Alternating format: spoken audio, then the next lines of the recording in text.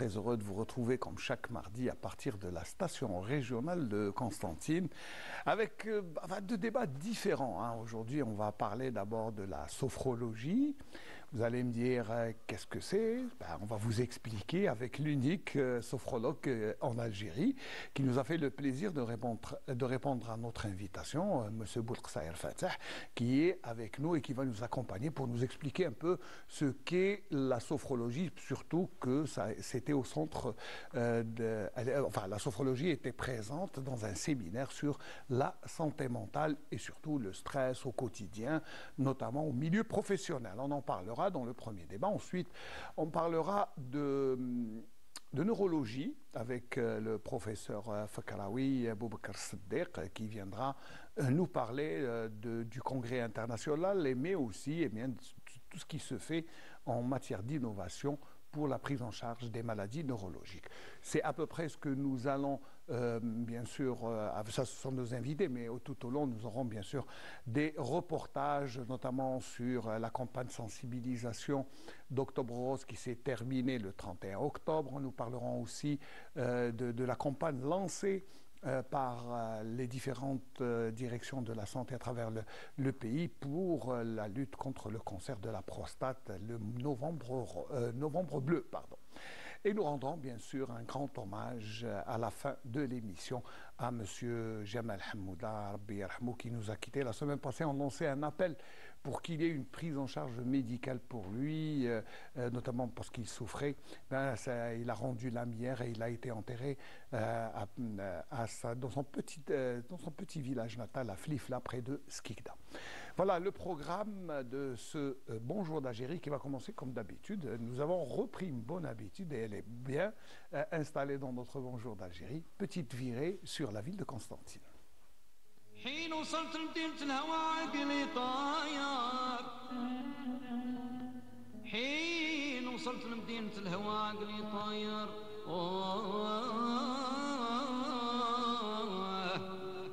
قدمت على الموت في رضا نجمة مرادي وانا دخلت انا عقب الظلامي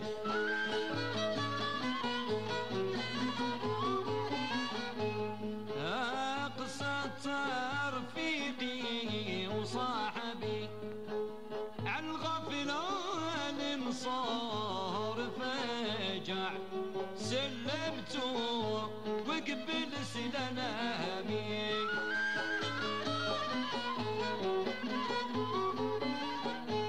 وديك الساعة عانت له الخبر قال انا لرضاك طايع اختار اللي البني بدنامي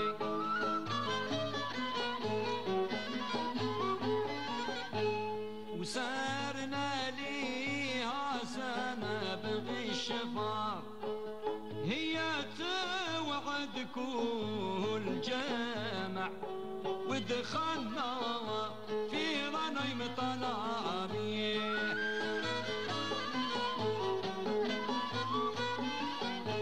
وفي عدة 20 أو كفار خبرتهم غايض المسامع قمصت ايش في فرافع الله يا سود الريامي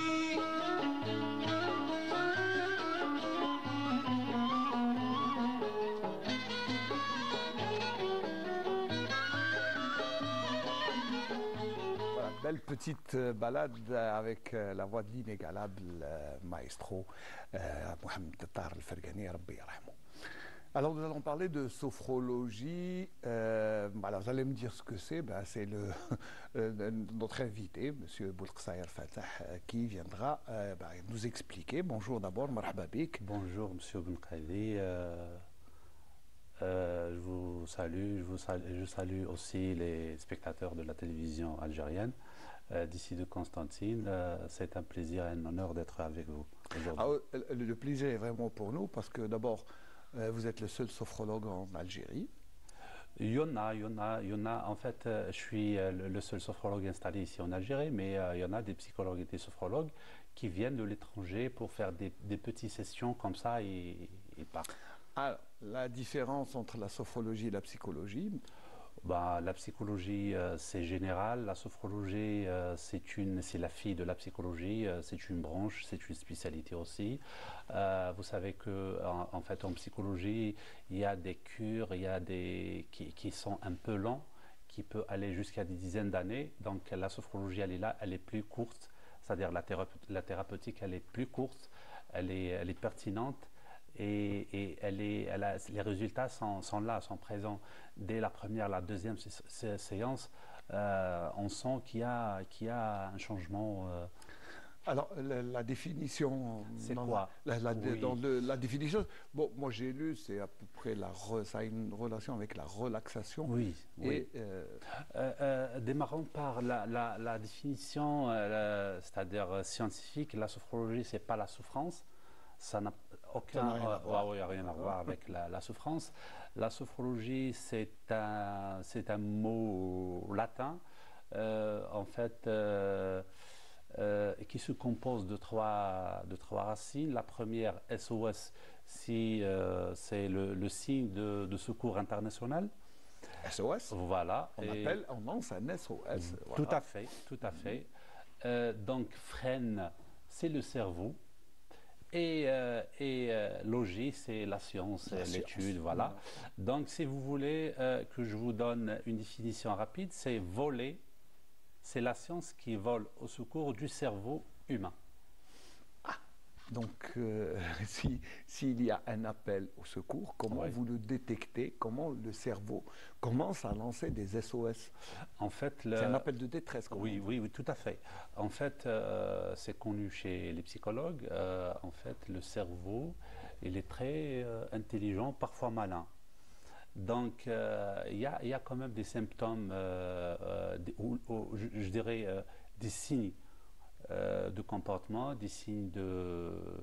Même, il peut y avoir des maladies ou bien des maladies psychosomatiques, c'est-à-dire des maladies qui sont physiques ou, c'est-à-dire la source et l'origine, c'est psychologique. En général, le général. cancer est une maladie Tout à psychosomatique fait, en général. tout à fait, en général. Et donc, et c'est là, et parfois l'être humain, il se sent mal à l'aise, sous pression, et c'est ça en fait. La seule condition, c'est que la personne elle-même doit demander de l'aide. C'est-à-dire, moi, Alors, d'accord. Là, la personne doit demander de l'aide. Mais quand est-ce qu'elle va se rendre compte qu'elle est en détresse?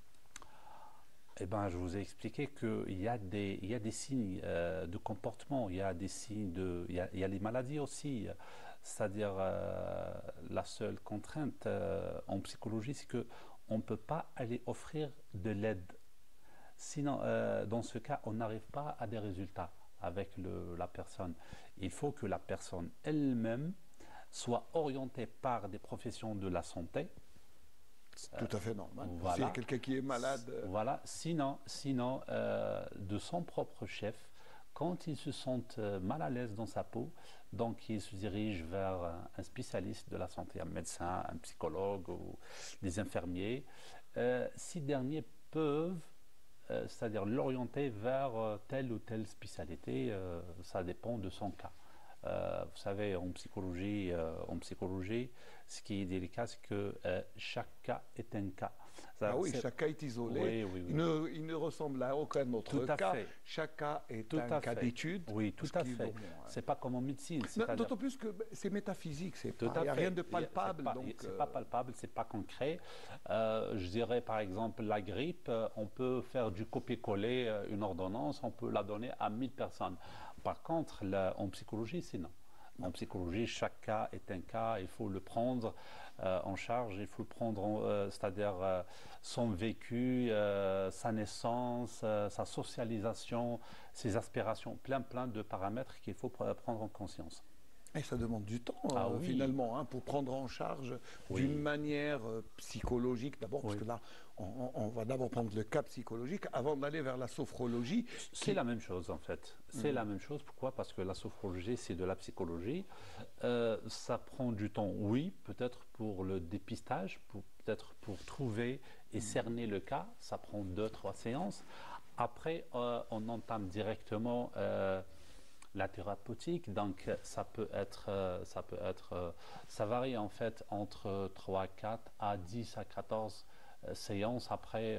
Ça dépend. Oui, ça c'est dépend. au cas par cas, comme on dit. Tout à fait.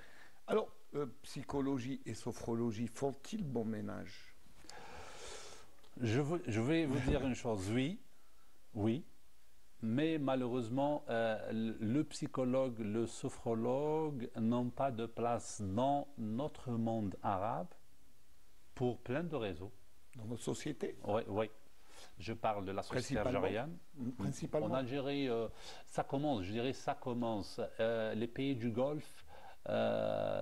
Beaucoup moins. Oui, non, beaucoup mieux plus que nous. Ah, d'accord. Ah oui, ils sont beaucoup mieux que nous.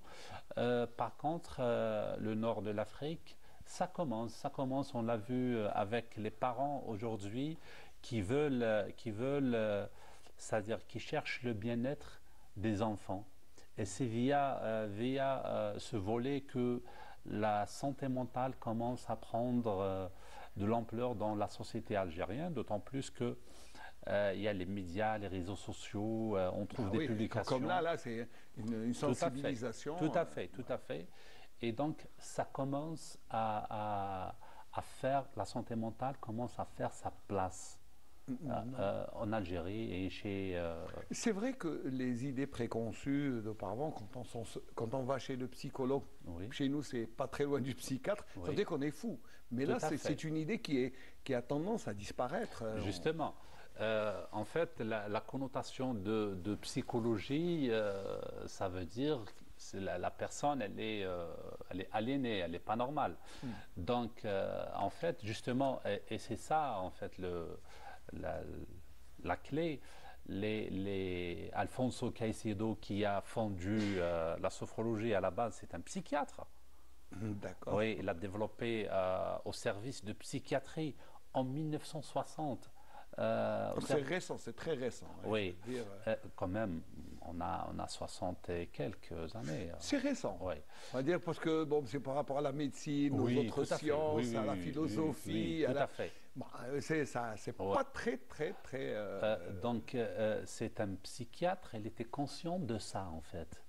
Et il n'a pas voulu donner un nom à la sophrologie qui est synonyme à la psychiatrie. Pourquoi? Pour qu'elle soit bien accueillie chez la population. Et en fait, il a réussi à ça. Donc, qui dit sophrologie, donc la sophrologie, elle est sollicitée par tout le monde et c'est-à-dire ça passe très vite sans problème. Très bien. Donc ça veut dire que la sophrologie est bien installée dans le Oui. monde. Ouais. Beaucoup moins chez nous, mais ça commence. Inch'Allah, Donc, oui.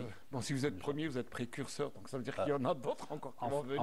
En fait, moi, je suis rentré en Algérie en 2015 et depuis 2015, j'essaye de faire des campagnes, des interventions, des entretiens un peu partout. J'ai fait, c'est-à-dire des interventions sur 18 wilayas, Quand même. y compris le sud. Le Sud, Voilà, bien sûr. c'est super. Même si le Sud, vous savez, avec ce qu'il y a, l'environnement, ça a tendance à être. Il y a une relaxation naturelle, on va dire. Tout à fait. Le stress, il est vraiment au nord. Au nord, tout à fait. Dans les grandes métropoles. Oui, tout à fait. Et donc, c'est-à-dire, on a vécu aussi une période très, très difficile qui a frappé le monde entier, la pandémie Covid. Oui. Et c'est là, en fait, que les gens, quand ils sont enfermés chez eux, donc ils ont senti le besoin d'être accompagnés, je dirais. Soulagés. Tout à fait, par des techniques qui sont plus faciles et plus adéquates à sa situation. Et je ne vous cache pas, M. Belkaïdi, que pendant la période du Covid, j'ai pas cessé de travailler. Vous avez beaucoup travaillé. Oui, parce que les gens étaient enfermés. Soit en présentiel, sur- soit à distance. Et donc c'est ça la positivité qu'il y a en sophrologie. Quelque chose malheureusement. Oui, Ça a été, la Bah, Covid a eu beaucoup de bonnes répercussions tout sur. à fait. Alors, avant de voir le reportage sur parce qu'on s'est rendu Oui, hein, oui, à la journée d'études que vous avez encadrée avec d'autres spécialistes, oui, santé mentale au milieu professionnel. oui, Alors, et vous avez même proposé des méthodes de relaxation tout à dans fait. ce séminaire. Oui. Alors, pourquoi la santé, enfin, pourquoi en milieu professionnel? Écoutez, monsieur Belkhaïdi, aujourd'hui, les sources de stress se multiplient chaque jour. Et si vous, c'est-à-dire l'être humain, homme et femme, passe de 5 heures à 10 heures au milieu du travail. C'est-à-dire presque la moitié de sa journée.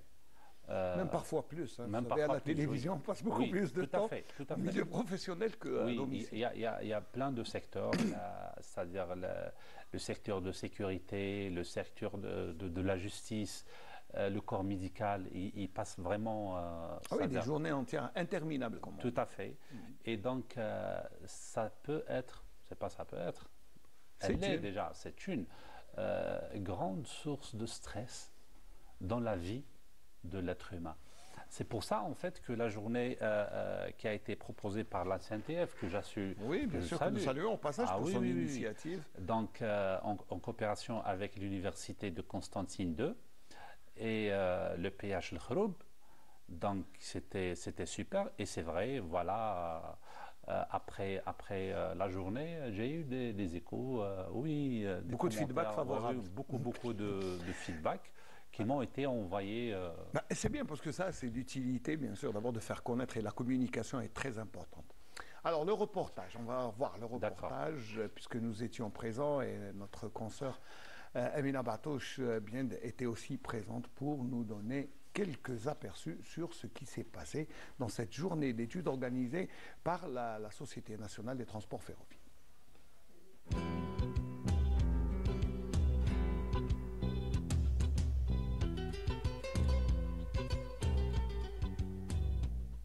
À l'occasion de la journée mondiale de la santé mentale, la SNTF Constantine, en collaboration avec l'hôpital Khroub, a organisé une demi-journée destinée pour les cadres des entreprises afin de débattre ensemble avec les professeurs spécialisés dans ce domaine et spécialement les psychologues pour débattre les problèmes qu'en train de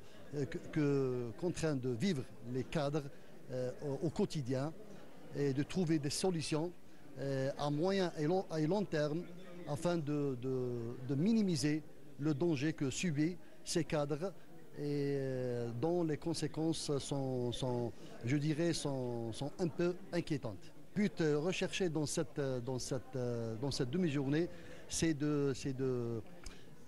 d'activer la présence des médecins psychologues au niveau des entreprises et discuter avec les cadres des problèmes qu'ils vivent et trouver une solution je dirais, pour minimiser et mettre fin à ce phénomène. Le stress au milieu de travail, sur le milieu de travail. La question problème, c'est comment justement prendre en charge les employés, les travailleurs qui souffrent de ce problème, de cette problématique. Et justement, là, on intervient les psychologues par des techniques dont surtout les techniques psychothérapiques, les techniques de psychothérapie cognitivo-comportementale, notamment la technique de gestion du stress, afin d'aboutir à une meilleure santé mentale au milieu de travail et aboutir à un bien-être au milieu professionnel. Il s'agit de la formation du burn-out, l'épuisement professionnel chez les cadres dirigeants. Cet syndrome provoque plusieurs pathologies comme les problèmes cardiovasculaires, le diabète. Donc la formation اليوم ان شاء الله راح تكون توعيه باش نعرفوا le sensibilisation voilà du burn-out اللي هو c'est le maximum du stress au travail. Le stress professionnel, c'est un problème que connaît la majorité des établissements, particulièrement les établissements de santé. Actuellement, il existe un lien de causalité directe, d'après les chirurgiens cardiaques, d'après les cardiologues et les médecins. Les dernières études disent qu'actuellement, il existe un lien de causalité directe entre l'exposition chronique au stress professionnel et les maladies cardiovasculaires. C'est-à-dire que si vous êtes chroniquement exposé au stress, ça donne un problème cardiaque. Hypertension artérielle, tachycardie, hypertrophie de l'auriculaire ou du ventriculaire, insuffisance cardiaque, etc., etc. Sans parler des conséquences sur la famille, parce que le problème du stress, les conséquences du stress ne s'arrêtent pas au cadre lui-même, mais touchent même la famille, l'entreprise et la société. D'où la nécessité d'une prise en charge efficace du problème du stress au travail. On aurait bien aimé que dans les entreprises, dans les établissements publics ou privés, existe une prise en charge psychologique au niveau de l'établissement même, par des psychologues qualifiés. Pour moi, c'est une nécessité. Alors, pour lui, c'est une nécessité, mais je crois aussi pour vous. Pour moi, c'est une obligation. Obligation. Oui, tout à fait. Parce qu'en fait, moi, je suis quelqu'un qui a quand même fait le tour de l'Algérie. J'ai un peu aussi vu plein de pays à l'étranger. Un psychologue de travail, ça existe. C'est-à-dire dans chaque entreprise qui dépasse 50 employés. Donc, c'est une obligation. S'il n'y a pas un psychologue au niveau de l'entreprise elle-même, c'est-à-dire il y a des conventions avec des psychologues qui sont installés à leur compte, donc ils font des visites périodiques. Et franchement, ça me détresse moi. Pourquoi en Algérie, pourquoi en 2024, passons en 2025, il n'y a pas ce genre d'activité qui est à la faveur soit du travailleur ou bien ça porte intérêt à l'entreprise. L'entreprise, donc, Oui. si elle veut être performante, elle doit prendre en charge psychologiquement. Tout à fait. Voilà. Son personnel. Lors de cette journée, Oui. vous avez quand même, parce que vous avez surtout une publication qui s'appelle le stress professionnel. Tout à Probablement, c'est ce qui vous a poussé à expliquer. Mais pour nous, par exemple, un simple travailleur, le stress est un compagnon. On arrive même à s'habituer avec lui. À cohabiter, à vivre avec. Quand il y a un degré. D'accord. Parfois, le degré dépasse les limites et ça devient inconvénient. Et en fait, on peut y arriver jusqu'à le summum, c'est le burn-out. Le burn-out, c'est le synonyme direct de la mort. C'est-à-dire qu'on peut développer un fractus, arrêt cardiaque. Par contre, l'arrêt cardiaque n'est pas physique, c'est-à-dire il est stimulé. C'est mécanique. Il est stimulé par le stress. Le stress. Donc, et c'est ça en fait la facette cachée du stress au milieu professionnel. On a l'absentéisme, on a le rendement qui diminue, on a les conflits soit interpersonnels, soit avec l'administration, les conflits avec la hiérarchie, les retards même. Oui, les retards même. Plein de signes qui ne sont pas dignes d'une entreprise qui se respecte. Qui veut être performant. Justement. Parce que le souci de n'importe quelle entreprise, c'est la performance. Tout c'est à d'être fait. au top. On va peut-être extrapoler, mais si on prend par exemple l'exemple des Chinois ou des Japonais, Oui. en Asie, les travailleurs font des exercices de respiration et de relaxation avant d'entamer le travail. Je vais peut-être vous surprendre au Japon. C'est-à-dire chaque entreprise qui dépasse les 50 employés consacre une salle, une très grande salle, bien faite, avec des couleurs qui sont apaisantes, avec des fauteuils, c'est-à-dire qui permet la détente, Parfois, ils ont même des salles où ils mettent des verres, des ustensiles. Et quand l'employé il est sous pression, il peut même les casser. Les casser. Ah oui, pour extérioriser justement. Déstresser. Ah oui, pour extérioriser cette charge négative. Pour lui, c'est une charge négative qu'il faut l'extérioriser parce que en fait, comme a dit une collègue psychologue, c'est-à-dire la chose n'est pas négative, qui n'est pas extériorisée.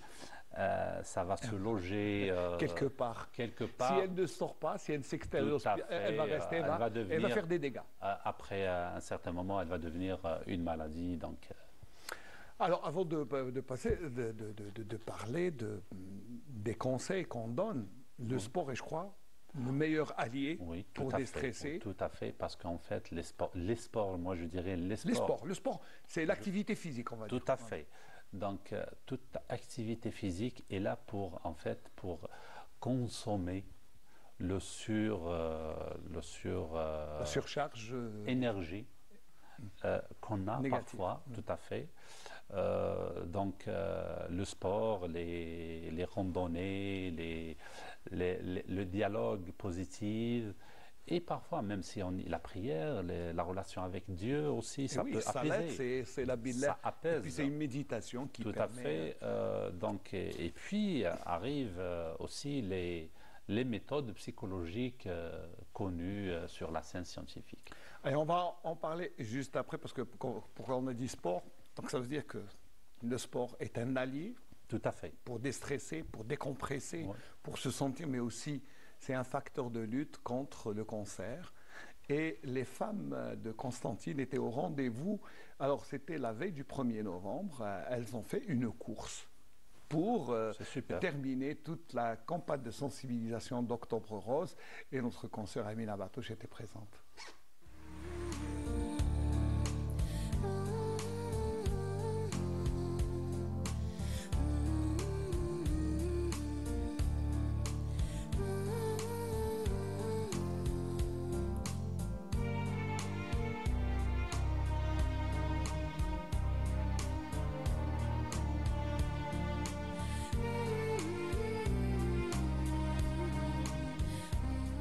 Nous sommes là au stade Chahid Hamlaoui pour la sensibilisation contre le cancer du sein et on dit oui pour le dépistage, oui pour le diagnostic précoce et nous sommes tous contre le cancer du sein.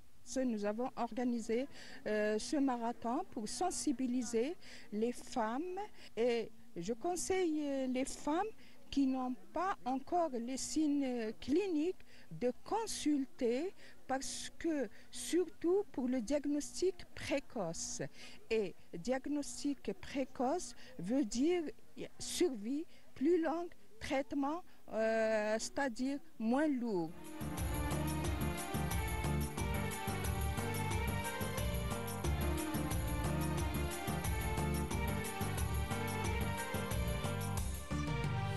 Tout en faisant aujourd'hui un marathon et pour aussi donc parler du rôle principal du sport et de l'activité physique qui est aussi un élément principal parmi les facteurs préventifs ou le rôle préventif du sport.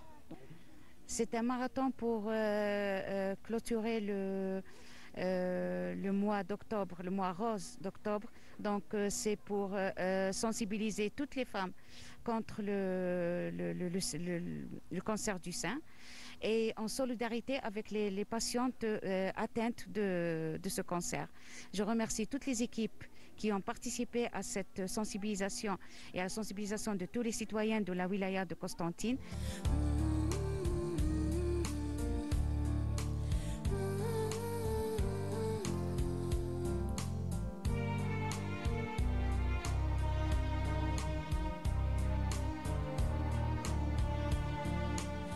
المشاركة كإعلاميين اليوم في هذا الماراثون هو كنساء بالدرجة الأولى لأهمية الكشف المبكر عن سرطان الثدي، لأنه هذا السرطان أو هذا المرض هو يعني الجميع، كل النساء دون استثناء. يجب علينا الكل نحطوا اليد في اليد ونتعاونوا للتحسيس والتوعية. كإعلاميين أيضا دورنا كبير في مد هذا الجسر ما بين الطبيب وما بين النساء.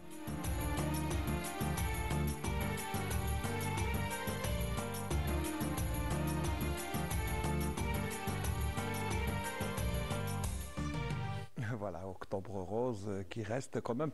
Mais nous, c'est plutôt la pratique sportive qui est importante pour la relaxation de l'être humain. Alors, la sophrologie, parmi les méthodes, propose la relaxation. Tout à fait. En fait, ce que je peux dire aussi sur ce volet, avant de revenir au sport, c'est que la sophrologie, elle accélère la guérison. C'est-à-dire que je parle des maladies lourdes, comme les cancers, en général. Oui, bien sûr. Donc, on ne peut pas dire que la sophrologie, c'est le remède absolu, non. Mais ça accompagne, ça complète, c'est-à-dire les traitements classiques, mais ça accélère la durée de guérison.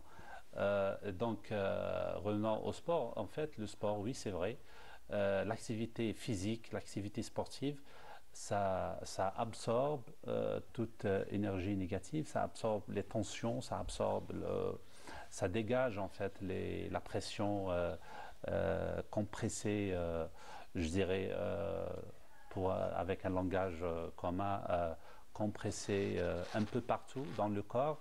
Donc en accompagnement avec les traitements classiques et la sophrologie, oui. En fait, c'est le triangle le meilleur pour remédier les cancers et surtout... Surtout que le cancer est une maladie psychosomatique, donc elle a une relation directe avec l'état mental du patient, du malade, de l'être humain. Donc c'est pour ça que se relaxer, c'est... Alors, vous proposez des méthodes de relaxation ou est-ce que vous proposez une méthode... précise. Voilà. En fait, ce n'est pas une méthode, c'est tout un protocole qui se compose de plein de, je crois, de 15 ou 16 techniques de sophronisation. Chacune, elle est entre 30 et 60 minutes. Donc, vous imaginez à peu près c'est-à-dire le volume. Donc, ça commence par... c'est-à-dire une technique de base où on introduit le malade à la sophrologie, c'est-à-dire qu'est-ce que la sophrologie, il va apprendre le langage scientifique de la sophrologie, il va aussi apprendre à respirer correctement. Oui, parce qu'en fait... on respire très mal, il faut le dire. Tout à fait, voilà. Nous ne savons pas respirer. Oui, tout à fait. D'autant plus que nous avons deux sources d'entrée d'air, donc laquelle utiliser. Tout à fait. En fait, il faut faire entrer, inspirer par le nez, expirer par la bouche. C'est ça, en fait, le correct. C'est-à-dire le ventre, c'est le ventre qui se gonfle et dégonfle, et pas le contraire. Voilà, en fait, on a appris. Ça paraît simple, mais c'est vrai que c'est des mauvaises habitudes qu'on prend. Tout à fait, mais on ne peut pas apprendre la bonne et la correcte respiration à une personne alors qu'il a respiré pendant 40 ans d'une manière fausse. Donc, ça prend du temps. C'est pourquoi la technique de base, elle est très importante et le sophrologue, il est appelé à la répéter plusieurs fois. Oui, pour habituer le corps. Pour habituer. Ce qui est bien, la bonne nouvelle, ce qui est bien, c'est que quand on apprend, le corps peut s'habituer de nouveau aux techniques de respiration. Tout à fait. Ça prend quelques séances, mais c'est... Oui, et c'est ça, en fait, l'intelligence humaine. L'intelligence, dans sa définition la plus récente, c'est la capacité de s'adapter. À l'environnement. Voilà. Avec tout ce qui est nouveau. Tout ce qui est nouveau. Donc, après la technique de base, on introduit des techniques antidouleurs parce qu'il y a dans certaines maladies, il y a la douleur. La douleur physique, elle est là, elle est présente. On introduit aussi des techniques. Alors, si on peut s'arrêter juste un petit moment sur la technique antidouleur. Oui. Parce que, bon, dans un documentaire, j'ai suivi une intervention chirurgicale sans anesthésie. D'accord. Oui. À la faveur de l'hypnose. Oui, tout à fait. Et c'était quand même assez sérieux comme intervention chirurgicale, puisque c'était une ablation d'une tumeur au cerveau. Bon, c'est pas n'importe quel, c'est pas un petit truc à enlever dans une. C'est pas une petite chirurgie, c'est une grande chirurgie. C'est profond, et c'est dans comme la ça. tête. Sans anesthésie. Tout à fait. En fait, on peut faire des chirurgies comme ça. D'ailleurs, moi j'ai développé un protocole chez le dentiste. C'est-à-dire, où le dentiste peut faire son intervention sans anesthésie. On voit qu'aujourd'hui, il y a des personnes qui sont diabétiques, hypertendues, qui ne peuvent pas. Il y a même certaines personnes dont le corps n'accepte pas l'anesthésie. Elle ne lui fait rien du tout. Donc, tout à fait. Avec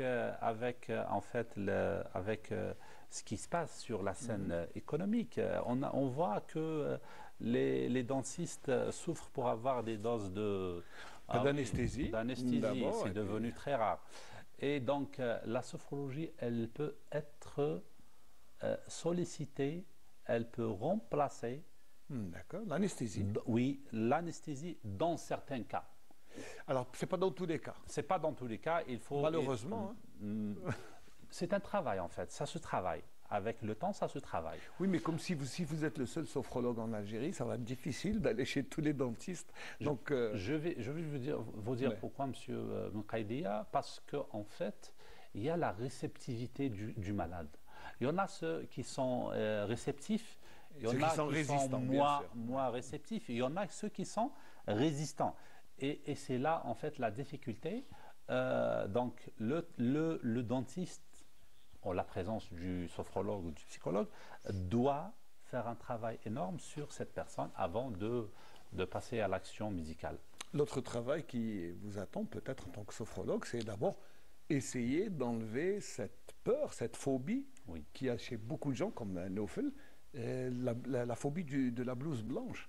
Oui, on a peur d'aller chez le médecin. Tout à fait. En fait, la phobie de la blouse blanche, c'est nous, en fait, adultes, qui l'installent chez nos enfants et ça se développe avec le temps, malheureusement.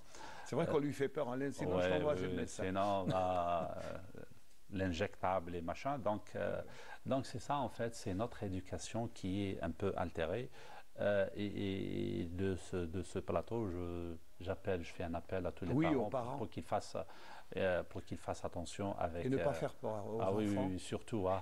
Avec les enfants, parce qu'en fait, les mots, ça reste incalqué et gravé dans les mémoires des enfants. Et après, on aura des difficultés on parle de programmation et de reprogrammation. Donc, pour enlever quelque chose et la remplacer par quelque chose, donc ça prend du temps, ça prend de l'énergie, ça prend de l'argent, ça coûte. Donc il vaut mieux aller doucement avec les enfants guérir, voilà. Et surtout ne pas leur faire peur, créer des phobies qui n'existent pas. Le médecin est là pour soulager et non pas pour... Tout à fait.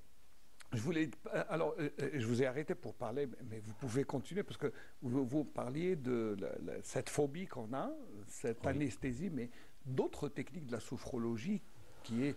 Vous savez, les moines du Tibet proposaient aussi des séances de méditation en l'air, en fermant les yeux. Est-ce que ça s'apparente à ça ou est-ce que c'est loin? Avant de parler du Tibet, en fait, je vais vous dire, en fait, Monsieur Moukaïdia, qu'à Paris, j'exerçais avec un sophrologue de renommée et il a pu, je vais vous surprendre, il a pu, en fait... aller vers la guérison avec une patiente souffrante d'un cancer et abolir carrément et enlever et supprimer la douleur sans avoir recours aux médicaments. Ni à la chirurgie, ni une chimiothérapie, ni rien. Non, du tout, absolument rien. Donc vous voyez à peu près le rôle, la force, la puissance, l'ampleur de cette technique. Oui, oui, je crois que notre cerveau a une amplitude et des facultés que nous ne sommes pas en train d'utiliser. Tout à fait, tout à fait. On dit que le meilleur d'entre nous, le plus intelligent, utilise 13 à 14 à 15% des capacités de son cerveau. Au Ça, max. c'est le meilleur, au max. Au max. Au max. Oui. Et c'est qu'il reste 85%. Oui, tout à fait, tout à fait. En fait, tous les scientifiques aujourd'hui parlent de cette notion dont vous avez évoqué, c'est que le meilleur de nous n'utilise que entre 9 et 14 et 15% de ses capacités, de ses facultés. Et c'est ça en fait qu'il faut développer et c'est ça en fait qu'il faut chercher et travailler. Revenons au Tibet. Oui, le Tibet, bon, en fait, comme méthode de relaxation, oui. vous savez, nous, on a, en tant que musulmans, nous avons la prière qui est que l'on a tout au long de la journée, 5 fois par jour, on se relaxe, on sort un peu. Tout à fait. Ça déstresse.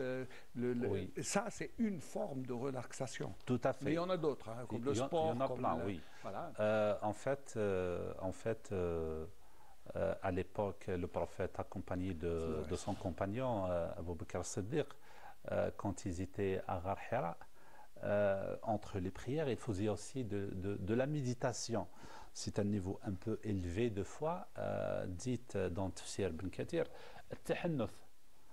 Je crois en 2014, en 2015, au Canada, il y avait une Canadienne qui fait...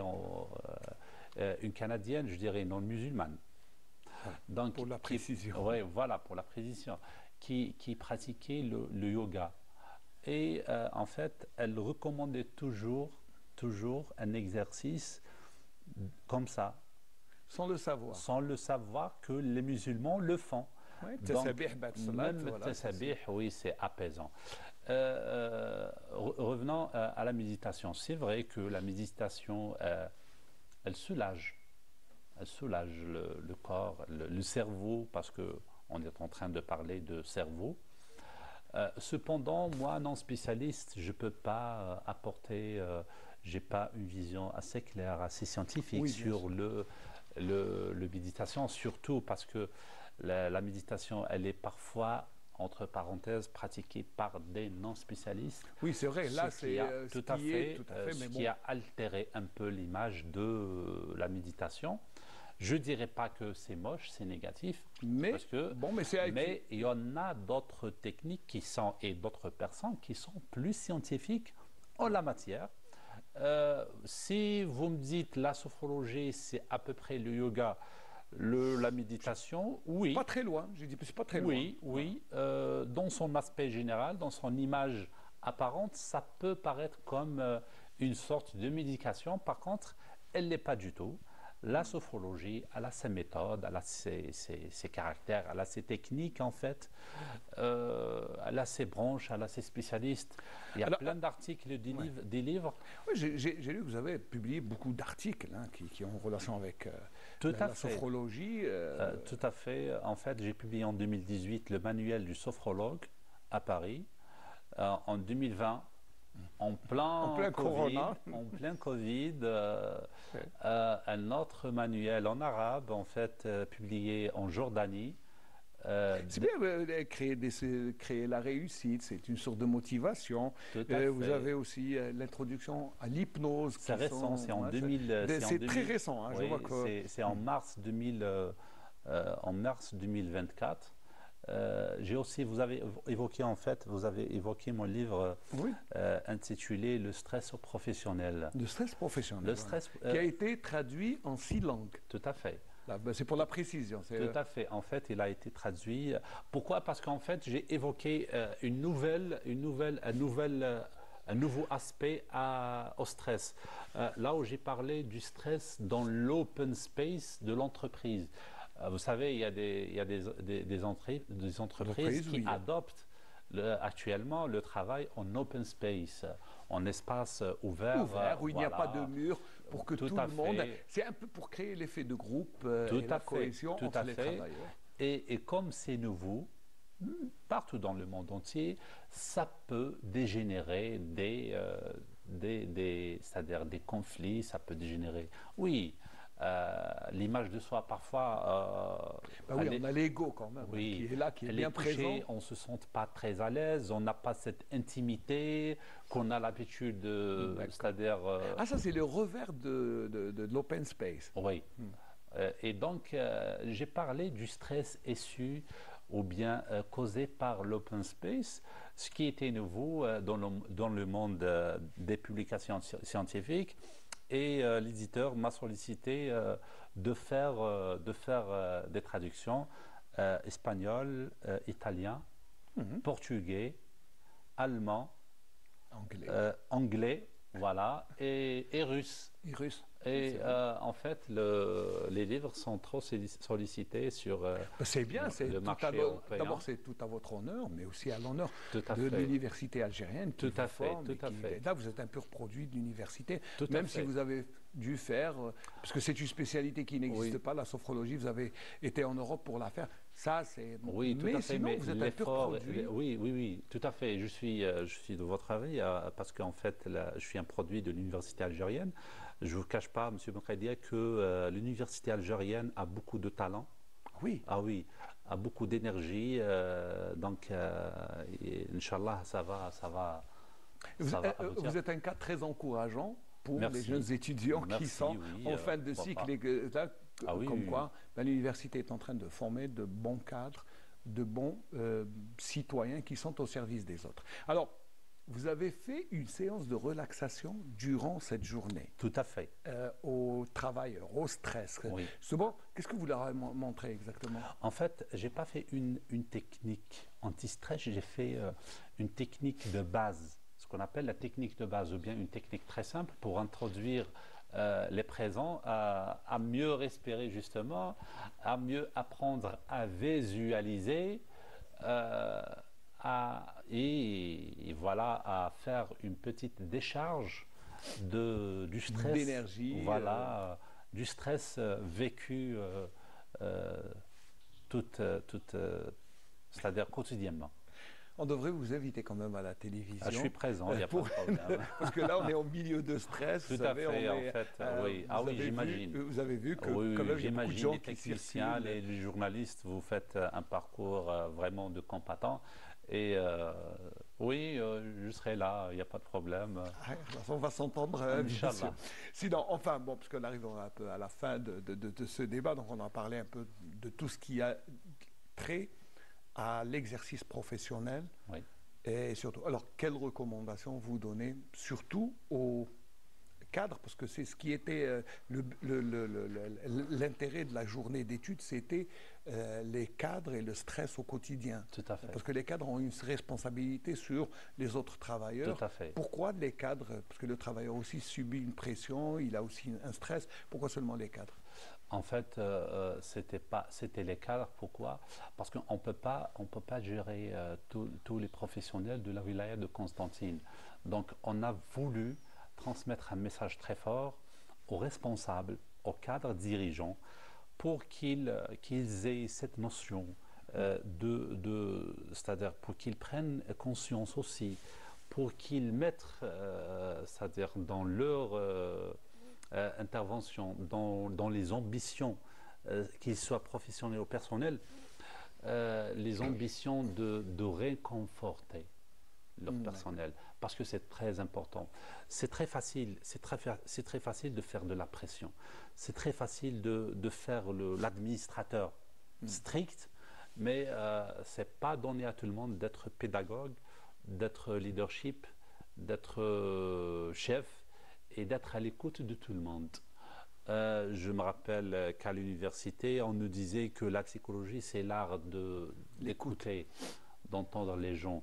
Donc, justement, on a essayé de passer par le passable, de passer par les responsables, de les sensibiliser, les directions, presque toutes les directions de la wilaya de Constantine, et c'est à eux, en fait, de mener le jeu, de proliférer cette notion, d'accroître la conscience et le sens de la santé mentale dans les secteurs dont ils sont responsables. Ça veut dire que vous êtes allé à la source de la pression tout à fait. Pour diminuer, parce que les responsables sont-ils les premiers à exercer la source? Parfois oui, parfois non. Parfois non. Parfois le responsable, il est là, il est chef, il est à l'écoute. Et parfois, il est administrateur carrément, voilà. Et je suis régi par telle et telle loi, je peux pas. C'est-à-dire que vous demandez au cadre dirigeant de ne pas être trop rigide ni trop flexible. Tout à fait. Et d'essayer d'être stratège, d'être diplomate, d'être. Afin de tirer le meilleur de chaque travail. Afin d'extraire le maximum de chacun et de chacune, en fait. Très bien. Alors on retiendra qu'il faudra faire du sport d'abord. Tout à fait. Voilà, ça c'est pour le premier conseil que l'on donne, c'est la pratique de l'exercice physique. On ne va pas dire sport. Tout à fait. En deuxième position, une nutrition bien équilibrée. La nutrition, là, c'est ah, oui. Non, la nutrition, c'est autre chose. Après... mais il faut manger sainement. Parce que c'est bien. Un équilibre nutritif permet d'être bien dans son corps. Et puis, troisièmement troisièmement, prendre soin de sa santé mentale. C'est comment on prend soin? Prend soin déjà par le sport, par être accompagné et entouré de gens positifs, aller consulter chez les psys. C'est pas un tabou, on n'est pas des mehbouls, non, on n'est pas des fous. On n'est pas des fous, non. Tout à fait, non. On est tous sains. Jusqu'à preuve du contraire. Jusqu'à preuve du contraire. Voilà. On est tous sur le bord des accusés. Non, on est tous sains jusqu'à preuve du contraire. Il faut consulter, il faut prendre soin de sa et il faut avoir un espace personnel, de l'intimité, c'est-à-dire il faut rester. Je crois que c'est la composition des deux, et avoir un espace pour soi-même, mais aussi avoir un espace avec les autres, parce qu'on doit communier. La communication est le meilleur moyen de déstresser, de partager les problèmes, et surtout de se relaxer, parce que on dit un problème partagé est à moitié résolu. Tout à fait. Je vous partage en fait l'opinion, et il y a plein de méthodes en fait à développer sa santé mentale et à en prendre soin. Donc moi je dirais une chose, aller chez un psy, c'est pas un tabou, c'est pas une tache noire qui salit l'image. Ça ne veut pas dire qu'on est fou quand on va chez le psy. Tout à fait. La preuve, on est là en train de discuter. Je ne suis pas fou, je pense. Du tout, absolument. Nul n'est fou jusqu'à ce qu'il soit au service de psychiatrie. Ça, c'est autre chose. Oui. Après, Et je ne vous cache pas, à l'étranger, les gens aillent consulter un psychologue dès qu'il a un petit souci. Et ils peuvent même aller demander de l'avis, c'est-à-dire hors science, hors psychologie, les gens ont tendance d'aller demander un conseil auprès d'un spécialiste, donc c'est très capital. Et surtout on conseille, surtout en milieu professionnel, d'avoir un psychologue, même s'il n'est pas présent au sein de l'entreprise, il peut... De l'extérieur, il peut être de l'extérieur, solliciter son service avec soit l'entreprise ou bien avec son personnel. Je crois que c'est capital, c'est devenu capital.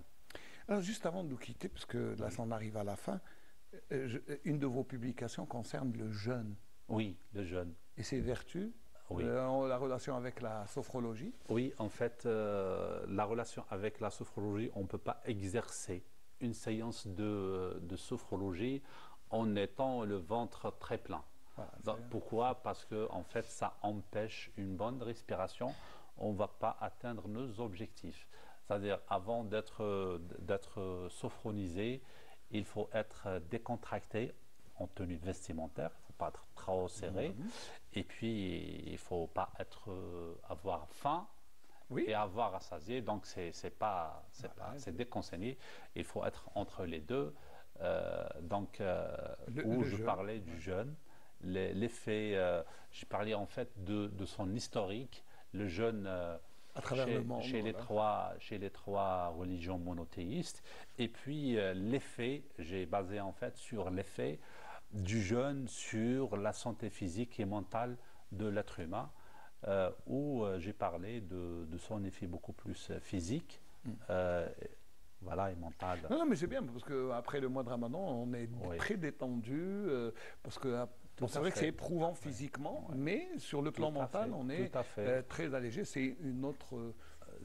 C'est une autre dimension, en fait, de foi et de santé. Très bien. Alors, on va boucler. Peut-être un dernier mot avant de nous quitter.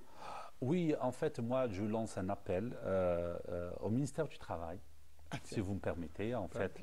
C'est rare, hein, c'est rare qu'on interpelle le ministère du Travail. En fait, la sophrologie n'est pas encore régie.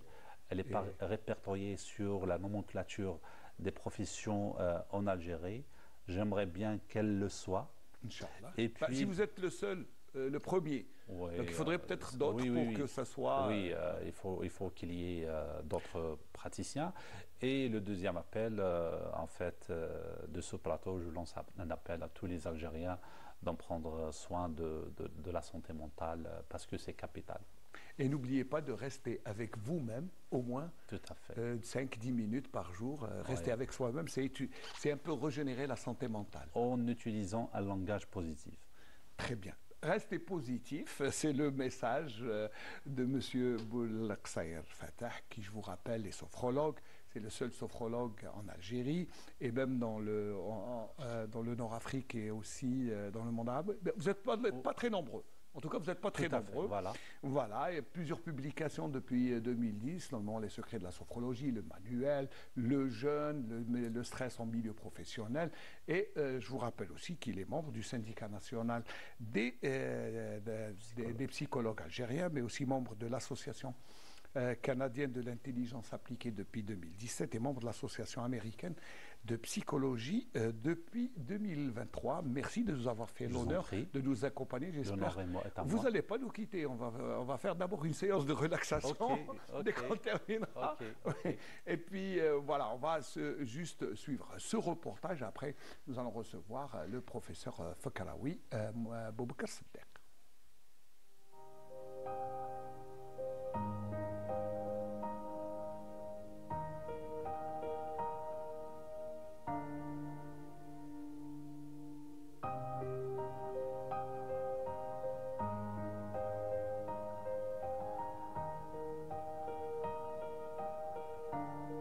جيت ندير فحص يعني جيت نحيس الدم ومن بعد نروح الماتسان نروح الماتسان مليحه باش تشوفي دير اذا كاين مالادي تقدري اطون واذا تخلفتي من جميل الصدف انني صادفت هذه الفتره فتره التحاليل من اجل الوقايه ضد سرطان البروستات. نحن هنا بالعيادة المتخصصة الحمد لله التكفل جيد الإقبال كبير والأمور تمشي كما يرام. نسأل الله السلامة للجميع. هذه وقاية لنا نحتاطوا بها الصحة نتاعنا متكفلين بنا في كل وقت. على بالوش باللي راهو مريض هاو جا باش يأكد باللي راهو كاين تحسيس كاين ناس يجريوا على هذه الامور هذه باش يكون في صالح للمواطن وفي صحته وفي صحه الشعب الجزائري كامل ان شاء الله. يعني نستنى باش ندير ريزيلتا سير بلاص بعد كل شروط متوفره. Il fait le prélèvement, il m'envoie le prélèvement. Dès que j'ai le prélèvement, j'analyse le sang. Dès que j'ai le résultat, je l'envoie chez le résultat, quel que soit le résultat cette année. Je l'envoie chez le chirurgien de l'autre côté. Il dit un examen minutieux. Dès qu'il fait son examen, il sera orienté le malade.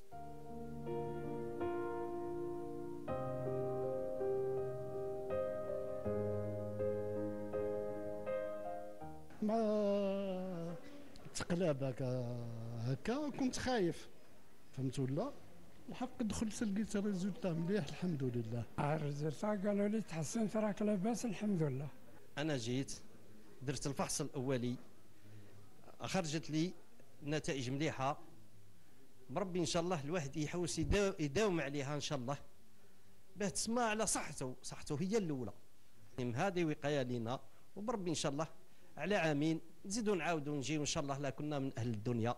Le suivi du cancer de la prostate. Pour le cancer de la prostate, On essaie de faire le suivi, le dépistage à un rythme de une fois chaque 2 ans. On fait un toucher rectal et un taux de PSA. Si le taux de PSA et le toucher rectal sont satisfaisants, là, il ne faut pas refaire l'année prochaine. Il faut attendre au moins 2 ans. Donc le dépistage se fait à un rythme de un toucher et un taux de PSA chaque 2 ans.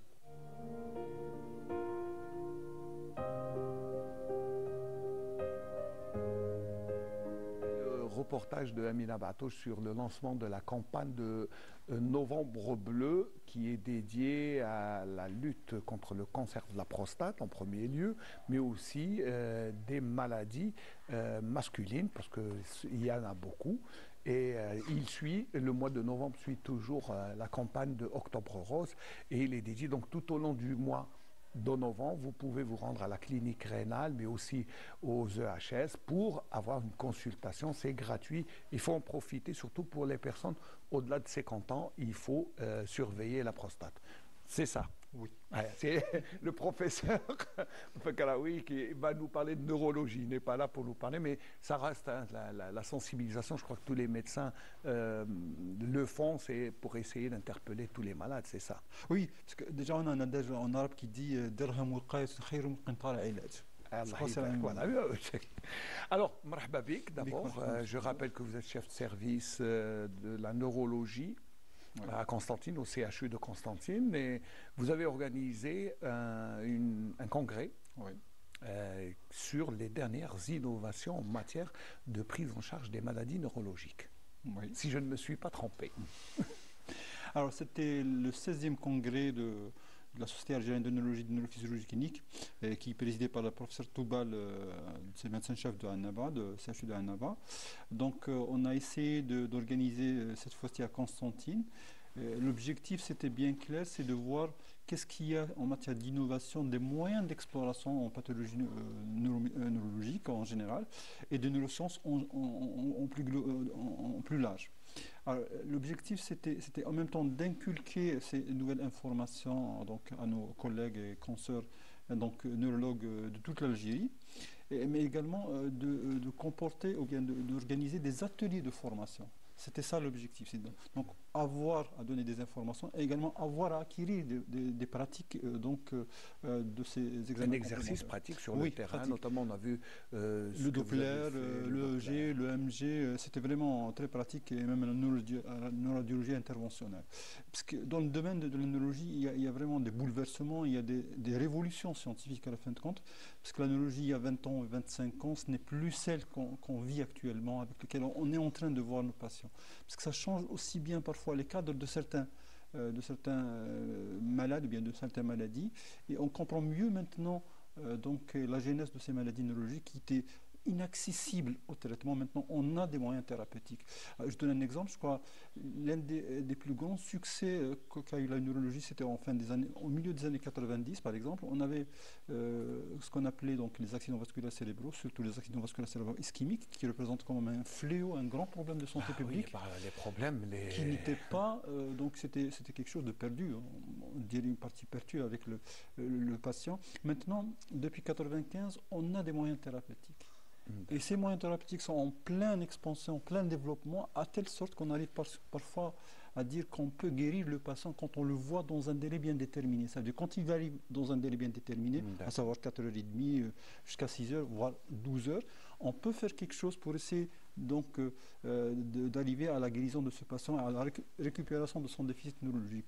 Et ceci donc passe par une organisation, l'organisation de notre filière de soins destinée à cette pathologie.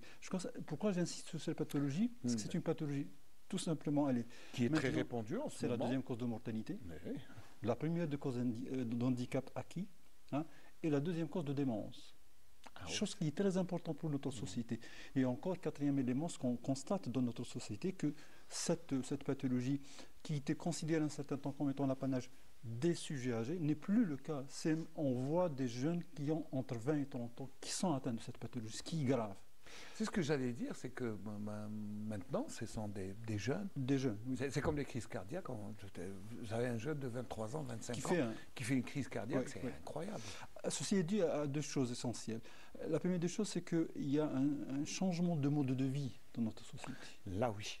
non seulement que ce soit l'occidentalisation, nutritionnel ou comportemental. Oui, on a ça. On a le stress qui va avec. On en parlait pendant une heure, ce stress avec.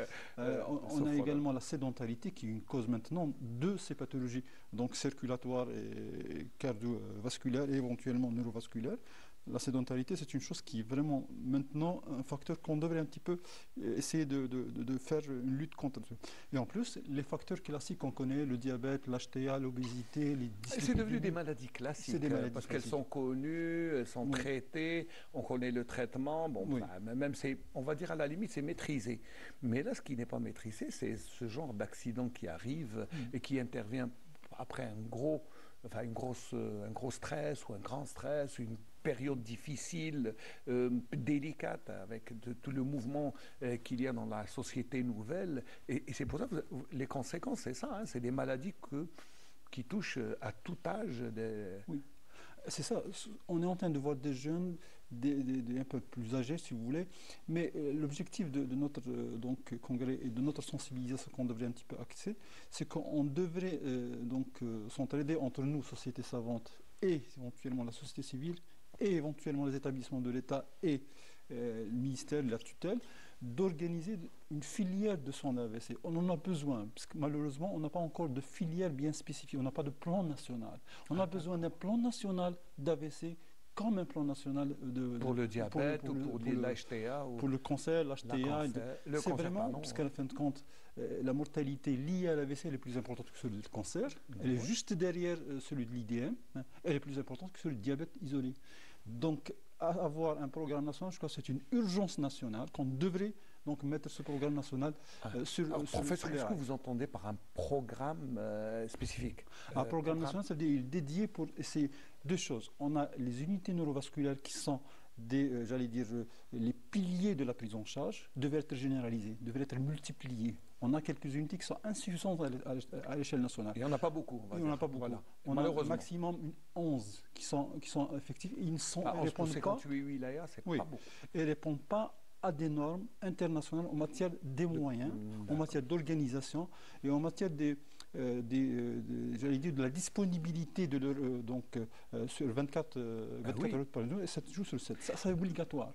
Et en même temps, on a le système en intra-hospitalier qui essaie d'effectuer, dans le sens, le patient, quand il arrive au niveau de l'hôpital, il devrait avoir des priorités. Ça, c'est pas moi qui le dis, c'est WSO, le World Stroke Organization, qui dit que le patient a une priorité d'accès à l'imagerie, a une priorité d'accès à son médicament, bien à ses moyens de traitement.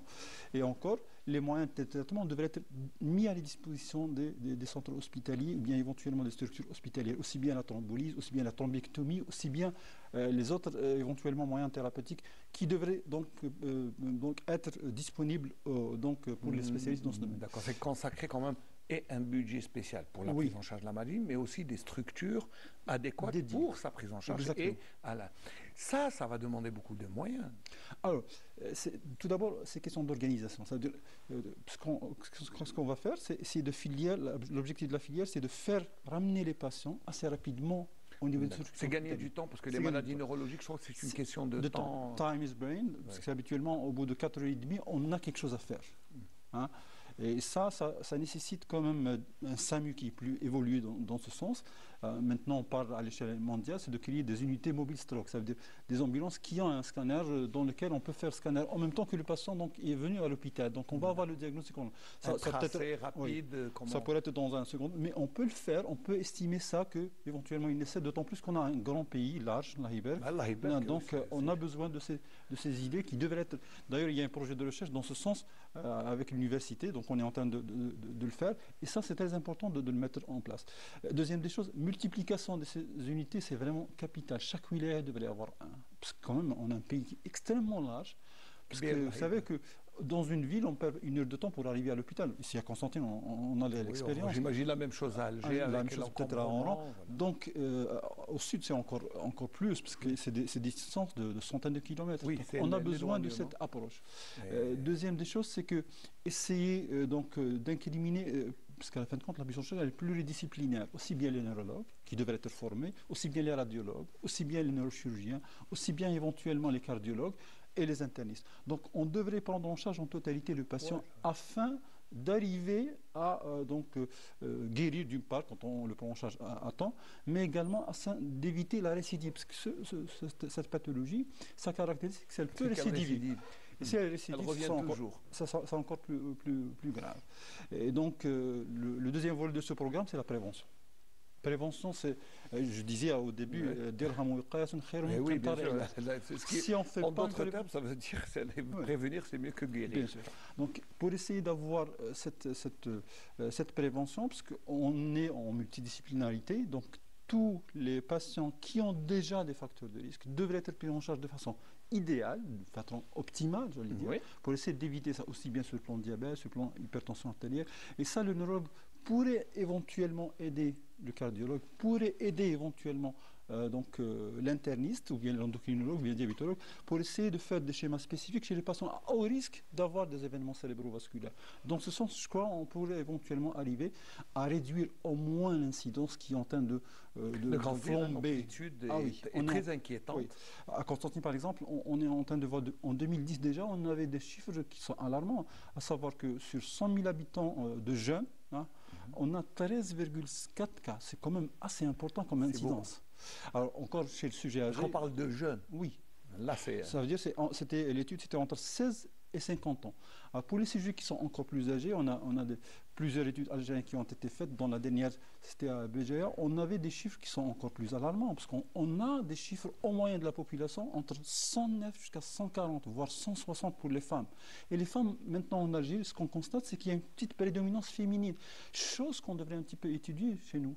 Et pourquoi les femmes Alors ça vraiment, ça nécessite une étude. On devrait un petit peu, peut-être la sédentarité est le plus importante chez nos femmes, peut-être un autre problème qu'on devrait un petit peu prendre en considération, qui évitera éventuellement cette incidence élevée de cette pathologie chez nos patientes. Ne peut-on pas utiliser les moyens qui ont été déployés durant la prise en charge de la Covid, parce qu'il y a eu des moyens, des espaces, du personnel, parce que c'était une urgence, comme pandémie qui touchait tout.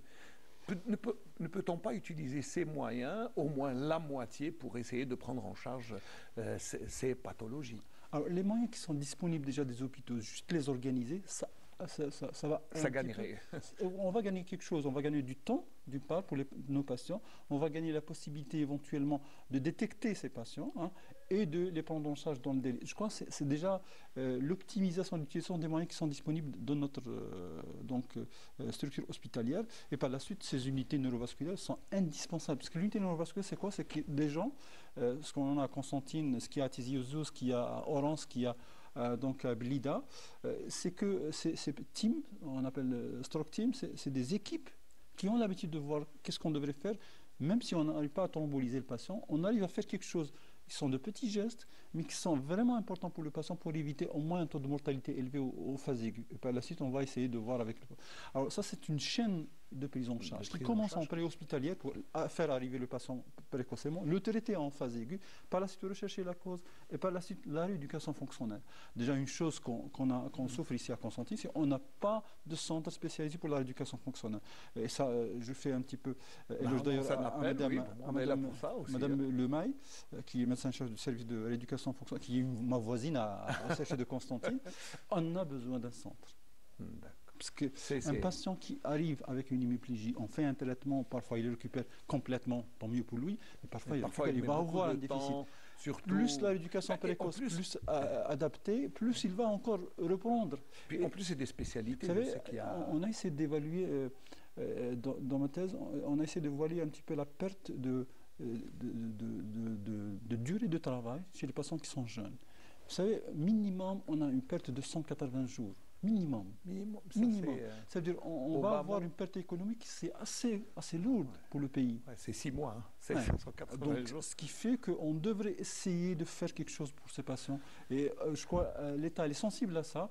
Et je crois que la prise en charge de ces patients relève vraiment d'une urgence nationale afin d'arriver à vraiment optimiser nos structures de santé. Il y a des moyens, des potentialités qui existent déjà. Il existe, oui. On peut l'utiliser, d'autant plus que notre pays est vraiment un leader en matière de formation. On peut lancer des formations spécifiques pour les neurologues. Donc ouvrir les portes pour la formation et essayer de nous donner les moyens d'essayer d'exécuter ce qu'on connaît au moins pour essayer de faire le mieux qu'on puisse faire pour nos patients. Je sais qu'il y a des spécialités partout dans le monde. Moi, je connais quelqu'un qui est spécialisé dans la main de bois, comme ils disent, après une hémiplégie ou un AVC. Donc, on peut se spécialiser de cette manière et aller vers la prise en charge du malade et le guérir rapidement. Ça, c'est ce qui devrait se faire. D'où l'intérêt de ces rencontres scientifiques qui vous permettent d'échanger. Là, vous avez ramené des spécialistes qui vous ont expliqué et vos confrères sont venus d'un peu partout. C'est l'intérêt de ce qui s'est passé à la grande salle Ahmed Bey. Ok. Ce congrès, ce 16e congrès, donc en plus de cette pathologie que je viens de parler, je suis un petit peu enthousiaste dans ce sens, c'est qu'on a parlé de l'ensemble des pathologies. Aussi bien on a parlé également des pathologies rares dans le sens neuromusculaire, dans les pathologies génétiques, les SMA. Est-ce qu'il y a du nouveau pour l'aigle? Heureusement, maintenant, on va avoir disponibilité de certains traitements qui sont de la thérapie génique que l'Algérie va mettre à disposition de nos patients. Ça, c'est vraiment un bon pas en avant pour essayer de prendre en charge ces patients. Encore un deuxième volet qui est très important, je crois, c'est la mise en place d'un registre national prochainement, Inch'Allah, pour ces maladies rares, et également pour les maladies type de sclérose en plaques, les maladies inflammatoires du système nerveux central. Parce que sclérose en plaques, on en parlera juste après. Ça, parce que ces deux cadres nosologiques, si vous voulez, c'est des pathologies qui deviennent de plus en plus fréquentes, et qui ont des moyens thérapeutiques assez lourds, qui sont disponibles en partiel au niveau de notre pays, ce qui fait que si on aura plus d'informations, plus de données, et donc notre objectif de congrès, c'est de sensibiliser les gens qu'on devrait un petit peu penser à créer ces registres pour toutes les pathologies. Et ce travail, je crois que c'est le ministère de la Santé qui s'en charge pour essayer de créer, ça devrait être à l'échelle nationale. Et donc je crois que c'est une bonne initiative, j'espère que ça va continuer. Et c'était accompagné par la Société algérienne de neurologie et de neurophysiologie clinique, parce que dans cette société, il y a ce qu'on appelle des comités de chaque microspécialité pour essayer d'avancer un petit peu les choses et d'arriver à créer quand même des centres de référence d'une part, mais également des espaces de discussion qui aboutissent à gérer un petit peu ces pathologies et en même temps à faire des propositions à notre tutelle pour ce qui est de l'amélioration de la prise en charge en globalité de ces pathologies. D'où l'intérêt des journées que vous organisez. Par exemple, il y a quelques jours, je crois que c'était la journée nationale ou internationale de l'AVC. 29 octobre. 22 octobre, voilà, donc c'est la journée nationale de la presse. Mondiale, donc ça t'emplit la poêle. Et puis, il y avait aussi celle de la sclérose en plaques, qui est une des maladies qui est en train de prendre du chemin, malheureusement, en Algérie. Oui, c'est une pathologie quand même qui touche encore le sujet jeune. Vraiment, c'est les femmes qui sont plus touchées. C'est jeune, c'est entre 20 et 40 ans. Et c'est une pathologie de plus en plus fréquente. Et des incidences qui peuvent aller jusqu'à 30 cas par 100 000 habitants, quand même, c'est des chiffres assez lourds. Et ça nécessite une prise en charge non seulement précoce, mais adéquate et adaptée en fonction de la forme clinique du patient. Et ça, on est en train de travailler, parce qu'il y a un comité au sein de cette salle, Société algérienne de neurologie, qui a fait un grand pas, de grands efforts pour essayer de mettre en place ce registre, d'une part, mais également des espaces qui sont virtuels, c'est des RCP internationaux pour essayer de discuter éventuellement de ces situations. Et je crois qu'on arrivera à un certain temps d'avoir des réseaux nationaux de connecter entre les différentes structures pour essayer de non seulement discuter, mais essayer d'avoir ce registre, d'avoir les informations concernant nos patients. Et surtout créer des protocoles de diagnostic qui sont très importants, parce que ça aide les médecins, surtout les jeunes, ceux qui sont un peu éparpillés, à mieux prendre en charge les maladies. Et puis surtout, dans notre époque, je crois que les maladies neurologiques, vous avez beaucoup de boulot. Oui, beaucoup de boulot. Parce que maintenant, il y a une expansion de données. Il y a ce qu'on appelle, maintenant on parle de neurosciences. D'ailleurs, dans ce congrès, on a parlé des nouvelles approches pour essayer d'explorer notre système nerveux central. Par exemple, c'était une occasion pour essayer d'avoir avec nous des informaticiens, des radiologues, des anatomistes, qui nous ont présenté, par exemple, comment on essaie de voir les connectogrammes, c'est les connexions cérébraux. Et ça, maintenant, c'est disponible et c'est possible de les faire à partir des moyens qui sont déjà mis à notre disposition, à savoir les IRM qui sont maintenant dans les différentes CHU. On a des séquences. Si on les exploite encore mieux, on va avoir de l'information qui est plus intéressante pour nous. On a parlé également de la possibilité de créer des réseaux Internet comme le télestroke ou bien télémédecine. Déjà, on a une base dans le sens où il y a de la télémédecine dans les différents TPH de notre pays. Et ça, donc, si on crée, par exemple, un réseau de télestroke pour les AVC, ça va nous permettre, d'une part, d'accélérer les délais de prise en charge, ça va avoir plus d'informations parce que c'est enregistrement des données de ces patients et enfin une gestion optimale des moyens qu'on a et les lits, on ne va pas avoir ce qu'on appelle donc toujours le manque de lits au niveau des hôpitaux parce que le patient va être orienté en fonction de son état vers la structure la plus adaptée en mettant en place ces unités neurovasculaires que je vous disais de façon répartie sur l'ensemble des structures hospitalières de notre pays et en fonction de bien sûr les unités les plus complexes comme par exemple Center, ça on a tout, on va les mettre dans les grands centres hospitaliers, je crois que c'est l'objectif et par la suite les unités moins spécialisées qui ont moins de moyens dans les autres villes et le patient va être orienté en fonction, si on aura ce réseau de télestroke, donc en fonction de ce qu'il a, l'information, la rapidité de la circulation de l'information est très l'information vraiment c'est le nerf de la guerre, le nerf de la santé, de tout domaine, aussi bien la santé, l'économie et autres. Plus ça va rapidement, plus ça va mieux. Et ça va mieux, et puis surtout il y a une meilleure prise en charge. Oui. Donc là, quand on dit l'importance, enfin, quand on souligne l'importance de ces journées, malheureusement on regrette que ça se passe qu'une fois par an. Oui, on aimerait bien avoir plusieurs journées. Heureusement, ici, il y a quand même quelque chose de bon dans notre pays. C'est que, c'est vrai, on a plusieurs sociétés, par exemple, il y a des associations de médecins libéraux qui font des journées annuelles. Donc, on a également notre société. Ce qui fait qu'on a quand même une multiplicité de ces journées de plus en plus importantes. Alors, je crois, une fois par an, c'est vrai, d'ailleurs, c'est difficile d'organiser ça. Parce je sais que c'est très difficile. On a besoin, parce qu'on a eu participation internationale, parce qu'il y avait une grande sommité internationale en matière de sclérose en plaques qui était avec nous en vidéoconférence. On avait également une grande sommité française qui était avec nous et on a un grec qui était avec nous également pour parler de ces différents aspects de pathologie. Et en même temps, ce qui est nouveau, ce qu'on a fait, on a essayé de résumer un petit peu les grands congrès. Par exemple, moi-même j'étais dans un congrès mondial de l'AVC, donc on a fait un petit peu un résumé de ce qui se passe et qui va un petit peu être la règle ou bien le protocole à suivre devant ces patients. Ce qui fait qu'on a essayé de transmettre ce qu'on connaît pour nos confrères et nos consoeurs, afin qu'ils soient à la page, qu'ils soient à niveau. C'est une mise à niveau à la fin de compte des informations qu'on avait pour ces différentes pathologies. Et peut-être aussi utiliser les techniques modernes. Il y a la visioconférence qui peut vous faire gagner beaucoup de temps, parce que je sais que le temps, c'est votre premier ennemi. Là, pour le dominer, il faut... Donc, vous avez les visioconférences, je crois que c'est ce qui vous aide un peu à aller vite dans la prise en charge de la maladie. Oui, le développement de l'information, des outils de l'information, de transmission de l'information, je crois que c'est capital. C'est même un phénomène très particulier dans le sens, ça bouleverse notre pratique clinique. Dans le sens, l'échange sera plus facile, plus rapide. Et le passage à l'acte, si vous voulez, donc de la connaissance à la pratique est vraiment quelque chose de très bien et de très bon pour le clinicien et pour le patient.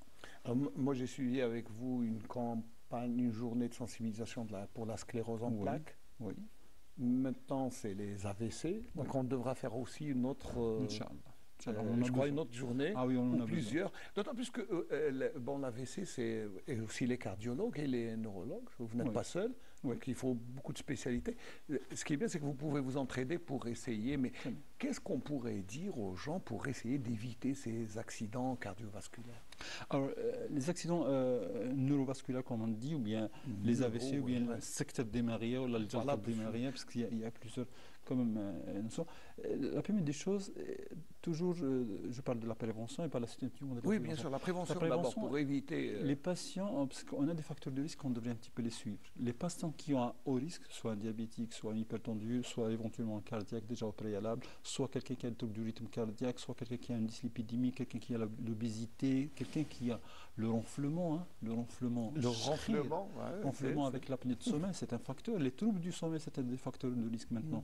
Donc il faut tenir compte de ça pour essayer de prendre en considération dans une prévention primaire. Ça veut dire ça, on va axer un petit peu à avoir une prévention un petit peu spécifique pour ces patients à haut risque. Et par la suite, alors ce qu'on peut dire, c'est que ces patients devraient, dès qu'ils auront des symptômes mineurs au début, même si c'est un problème par exemple d'une faiblesse d'un membre, un engourdissement d'un membre, des paresthésies d'un membre, des picotements, le fait de ne pas voir. Mais ici, il faut aussi, le simple picotement, s'inquiéter, ça va. Il faut s'inquiéter quand ça vient de façon surtout excessive, ou bien ça dure un petit peu 5 minutes, 10 minutes ou au-delà. Il faut essayer de voir un spécialiste, un neurologue. Donc il faut rester en éveil. Il faut vraiment être donc à la minute, j'allais dire. Et donc pour essayer parce que vous savez que chaque minute qui passe après un événement d'obstruction d'une artère, 1,9 million de neurones sont perdus. Vous savez, je vous donne un exemple. Pour essayer de mouvoir votre œil, le noyau de la troisième paire crânienne a 3600 neurones pour faire le mouvement. Donc, vous perdez 1 900 000, je crois que vous allez perdre pas mal de choses. Même si vous pensez que c'était normal. Donc, cette perte, il devrait un petit peu éviter. Pour éviter ça, il faut essayer d'y aller rapidement à la consultation, aux urgences, et de là, donc, faire tout le nécessaire pour essayer d'arriver à une prise en charge optimale. Finalement, je crois que toute l'émission est dédiée, d'abord le stress, éviter, faire du sport, une bonne nutrition saine, et puis surtout éviter trop d'écran, parce que ça a une relation aussi avec les yeux. Voilà. Un dernier mot, parce que là, on va rendre un hommage à un grand monsieur qui nous a quittés, mais un dernier mot, peut-être pour clôturer ce débat. Je vous remercie tout d'abord de nous donner cette chance. C'est la moindre des choses. Vous savez, nous aussi, on est un service public, c'est comme la consultation. Voilà. Donc, je disais, à la fin de compte, je crois que les maladies neurologiques ont subi une transformation assez importante en matière de connaissances, en matière de moyens de prise en charge. Je crois que ce que je dis pour notre population, c'est que si vous en avez des symptômes, il ne faut pas hésiter à consulter, à voir les neurologues, parce qu'on a quelque chose à faire pour nos patients tout d'abord. Il y a des situations d'urgence, c'est le cas de l'AVC que je viens de parler, et je crois qu'il y a quelque chose qui va être encore mieux dans le futur. Donc cette possibilité, on devrait donc la mettre à la disposition de nos patients. L'idée, je crois, d'un programme national de lutte contre l'AVC, je crois que c'est une urgence nationale. J'espère qu'on aura notre programme national et on aboutira un petit peu à guérir pas mal de patients, à éviter éventuellement cette J'espère que votre message sera entendu, professeur Fikraoui Boubacar Sadek, chef de service du service neurologie au CHU de Constantine. Merci de nous avoir fait le plaisir ce matin de laisser vos patients et de venir en parler de l'AVC et surtout d'autres maladies qui étaient au centre du congrès organisé à Constantine par la Société médicale des neurologues. Alors, je ne voulais pas terminer l'émission sans rendre un petit hommage à mon ami Jamal Hamouda, qui était quand même un grand monsieur, un grand dramaturge, une icône du théâtre, du cinéma et aussi de l'art. C'est quelqu'un qui souffrait depuis quelque temps et il est parti en silence. La semaine passée, on lançait un appel pour lui venir en aide. Rabbi Yarhamou al-Barhi, il a rendu l'âme à Annaba, mais il a été enterré à Filfla, plus exactement son petit village natal, Jamal Hamouda. On va juste lui rendre un hommage. On a trouvé quelques petits morceaux, mais vraiment petits bouts. Elle a tellement, la filmographie, elle est grande, et on va lui rendre hommage par ce petit moment de Jamal Hamouda Rabbi Yarhamou. سي با بوسيبل الوقت ما هو وقت الرونديفو ما هو رونديفو العباد ما هم عباد مي سي با بوسيبل تو صافي سا طوا واش مازالوا ما جاوش يدار ما كان حتى واحد كيف ما كان حتى واحد علاه وحنا انا ما مليش عينك ولا زمقري هاد الساعه هادي راك غير انت والسي عنتر سي عنتر مادام كبرت الحكايه سي البشير من الاحسن نخليو حتى يجيو الجماعه كاملين ونفرغوا المزود. مي سيت فواسي اون فوا بور توت. صواب امرك يا عقال. الشرطي والشرط مهرك. تقول عقال شرفنا بالخطبه سيدنا السلطان. بصح عقال ما تشترى بالمال، وشرطها ومهرها ساير وجاري على كل رجال. تقول عقال يبارزني مولانا السلطان، لا غلب ليه الحق يملكني. هذا مهري وهذا شرطي.